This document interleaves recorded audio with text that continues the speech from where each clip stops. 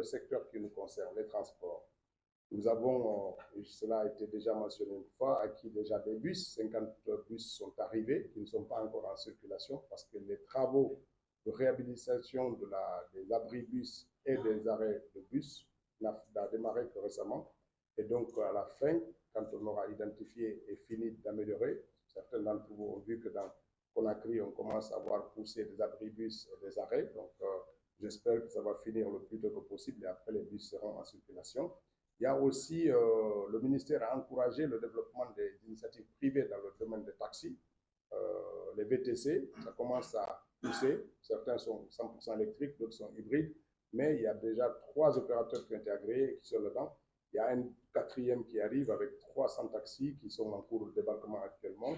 Et puis, il y a 250 taxis qui sont annoncés au mois de janvier par un opérateur privé. La politique de l'État, c'est d'encourager les sociétés privées à mettre la main sur la poche, à renouveler le parc automobile et à avancer dans ça. Et il faut le souligner, le ministère du Budget et le Premier ministre nous ont entendu. Les taxes sur les véhicules importés neufs baissent considérablement parce qu'on part de 45% à 12%, toutes taxes confondues pour sortir un véhicule. Et parallèlement, on va multiplier par plusieurs les taxes sur les véhicules d'occasion en espérant que cela va contribuer à améliorer substantiellement le parc automobile et donc à réduire les accidents, à réduire les véhicules vétustes dans la circulation.